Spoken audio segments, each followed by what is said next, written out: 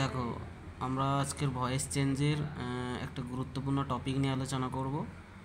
Voice change মূলত বিভিন্ন sentence wise হয়ে থাকে, তবে আমরা আজকের যেটা নিয়ে আলোচনা করব সেটা হলো আলাদা একটা জিনিস, যাকে আমরা জানি কোয়াসি প্যাসিভ ভয়েস, বা অনেকে বলে থাকে মিডিল ভয়েস হিসেবে। তো আমরা আজকে দেখব যে এটা কীভাবে করা যায়, এবং যতটা সহজভাবে করা যায় আমরা এটাকে করার চেষ্টা করব। তো চলো আমরা করি।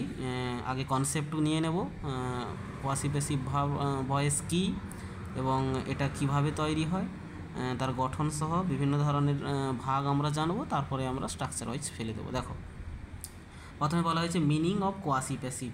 অ্যাকচুয়ালি ভয়েস বলা হয় না, একে ভার্ব বলা হয়। তো কোয়াসির অর্থ হলো প্রায় বা কিছুটা। সুতরাং কোয়াসি প্যাসিভ বলতে আমরা বলতে পারি কি প্রায় প্যাসিভ, মানে প্রায় প্যাসিভ ভয়েসের মতো থাকে, পুরোপুরি অ্যাক্টিভ না আর পুরোপুরি প্যাসিভ না। এই যে দেখো, ডেফিনেশনে বলেছি আমি যে সেন্টেন্স গঠনগত দিক থেকে অ্যাক্টিভ ভয়েস হলেও অনেকটা প্যাসিভ ভয়েসের অর্থ বহন করে। হ্যাঁ, তো গঠনগত দিক থেকে অ্যাক্টিভ কিন্তু অর্থ প্যাসিভের মতো বহন করছে।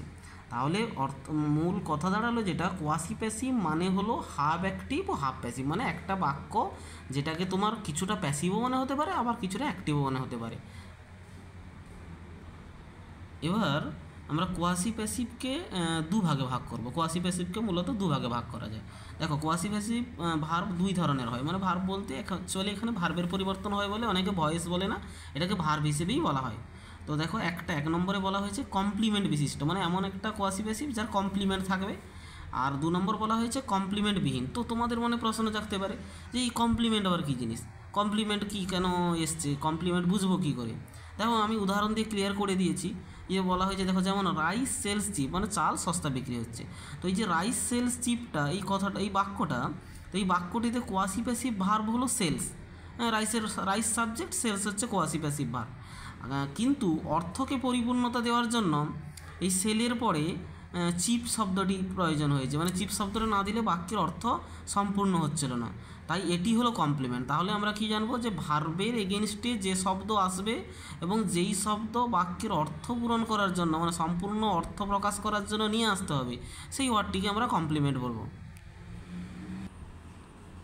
দেখো, আমরা অ্যাক্টিভ ভয়েসে, মানে যেটা আমরা দেখলাম, কমপ্লিমেন্ট আছে, কিন্তু আমরা যখন প্যাসিভ ভয়েস করব না ওই বাক্যটার, প্যাসিভ ভয়েসে কিন্তু ওই কমপ্লিমেন্ট অপরিবর্তিত থাকবে, মানে ওর কোনো পরিবর্তন হবে না, যে আমরা ফার্স্ট ফর্মে আছে সেকেন্ড ফর্ম করতে হবে, ইডি যোগ করতে হবে, ডি যোগ করতে হবে, কিচ্ছু করতে হবে না, ওটা ওই কমপ্লিমেন্টটা অপরিবর্তিত থাকে। আবার দেখো, একটা তোমাদের তো বাক্য দেখেছি কমপ্লিমেন্ট সহ, মানে এক নম্বর ভাগ যে কমপ্লিমেন্ট বিশিষ্ট, আর একটা দেখাবো তোমাদের কমপ্লিমেন্ট নেই ওই বাক্যে, মানে কমপ্লিমেন্ট বিহীন 2 নম্বর ভাগ, যেটা এই দেখো বলা হয় যদি হাউস ইজ বিল্ডিং। তো এখানে কোয়াসি প্যাসিভ ভার্ব হলো বিল্ডিং, এবং এখানে কোনো কমপ্লিমেন্ট নেই। দেখো, বিল্ডিংয়ের পরে কোনো ধরনের কমপ্লিমেন্ট নেই। তো এই ধরনের দুটো বাক্য আমরা দেখলাম, এবং এই দুটো বাক্যেই আমরা কোয়াসি প্যাসিভ ভয়েস চেঞ্জ পাবো, এবং এই দুটো বাক্যের উপরে ডিপেন্ড করে কোয়াসি প্যাসিভ হয়ে থাকে। তাই আমরা পরের পর্যায়ে দেখব গঠনগুলো কেমন হচ্ছে। দেখো, 1 নম্বরে আমরা ভাগ করেছিলাম যে কমপ্লিমেন্ট বিশিষ্ট কোয়াসি প্যাসিভ ভার্বকে প্যাসিভ বাক্যে পরিবর্তনের গঠন, যে বাক্যগুলো কমপ্লিমেন্ট বিশিষ্ট হয়, সেই কমপ্লিমেন্ট বিশিষ্ট ওই মানে বাক্যগুলোকে কিভাবে আমরা ভয়েস চেঞ্জ করব। তো দেখো, আমি ফর্ম লিখে দিয়েছি, ফরমেশন গঠন লিখে দিয়েছি, যে প্যাসিভ ফর্ম বলে লেখা আছে, দেখতে পাচ্ছ, যে লেখা হয়েছে সাবজেক্ট প্লাস বি ভার্ব লিখতে হবে, প্লাস তার সঙ্গে কমপ্লিমেন্ট থাকবে।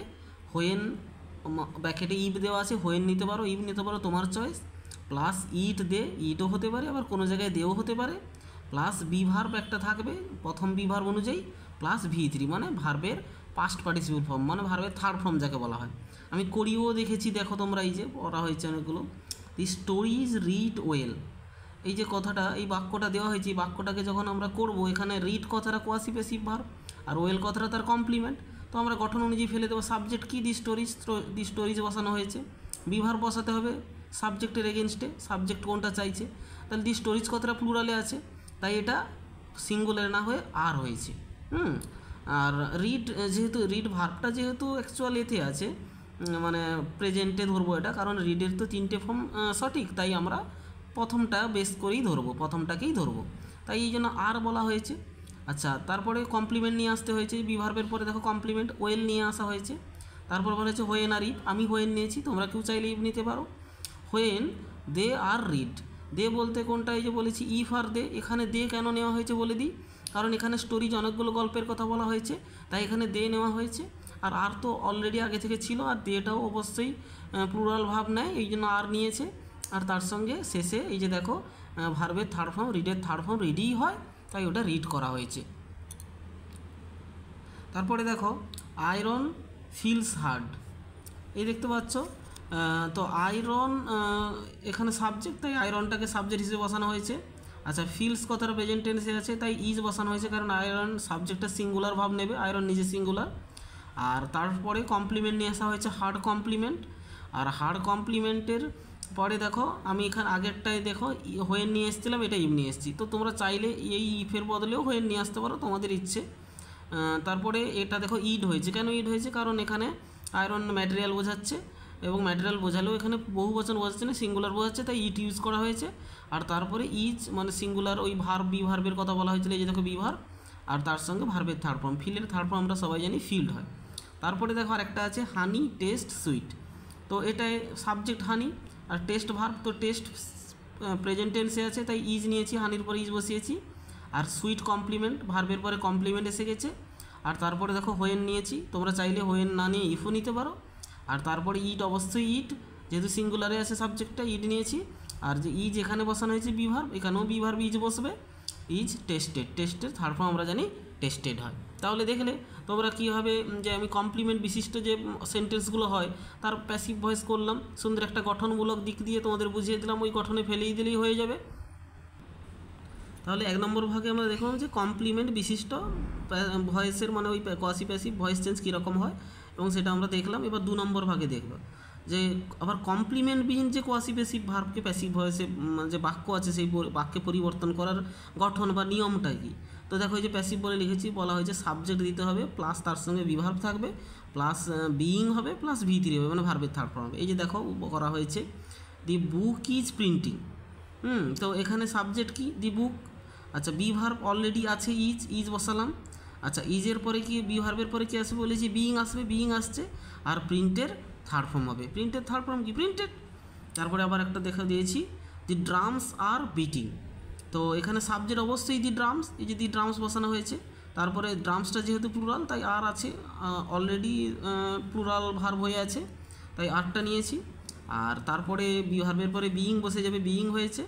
আর বিট, যেহেতু বিটের থার্ড ফর্ম বিটেন, এই দেখো বিটেন করা হয়েছে। তাহলে বোঝাতে পারলাম তোমাদের যে কীভাবে হচ্ছে। আশা করি কোয়াসি প্যাসিভ নিয়ে তোমাদের কোনো সমস্যা থাকবে না। কোয়াসি প্যাসিভের মূলত দুটো ভাগই থাকে, আর কোনো ভাগ থাকে না। আমরা এটা নিয়ে এলোমেলো করি, কোনটাই কীভাবে বুঝতে পারি না। তো দুটো ভাগ আমরা যদি এরকম করে পার্টিসিপেট করে নিই, যে একটা কমপ্লিমেন্ট বিশিষ্ট আর একটা কমপ্লিমেন্টবিহীন, তাহলে দুটো স্ট্রাকচারে ফেলে দিলে আমরা সুন্দর করে নিতে পারবো। আশা করি তোমরা আমি যেটা বলেছি বুঝতে পেরেছো। তো তোমাদের জন্য যেহেতু বুঝিয়েছি তোমাদের, তো তোমাদের জন্য দেখো আমি নিচে কয়েকটা উদাহরণ দিয়েছি, এবং সেই উদাহরণগুলো যে দিয়েছি তোমরা উত্তর করে আমাকে অবশ্যই কমেন্ট বক্সে জানাবে। দেখো ওই যে নিয়ম, আমি দুটো নিয়ম শিখেছি, ওই নিয়মের উপরেই বেস করে উদাহরণগুলো দেওয়া হয়েছে। 1-এর দাগে দেওয়া হয়েছে দেখো, দি জেসমিন স্মেলস সুইট। তো দেখতে পাচ্ছ এটা কমপ্লিমেন্ট বিশিষ্ট একটা বাক্য, মানে কোয়াসি প্যাসিভ।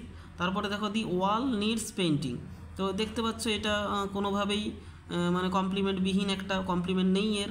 তারপরে দেখো দি সিরাপ টেস্ট বিটার, অবশ্যই এটা কমপ্লিমেন্ট বিশিষ্ট, এখানে বিটার কথাটা ছাড়া এই বাক্যটার সম্পূর্ণ অর্থ আসবে না, তাই এটা কমপ্লিমেন্ট বিশিষ্ট। আশা করি তোমরা বুঝতে পেরেছো। আর এই যে কোশ্চেনগুলো আমি শেষে দিলাম, যদি কেউ পারো উত্তর করে দেবে। থ্যাংক ইউ, নেক্সট ক্লাসে দেখা হবে।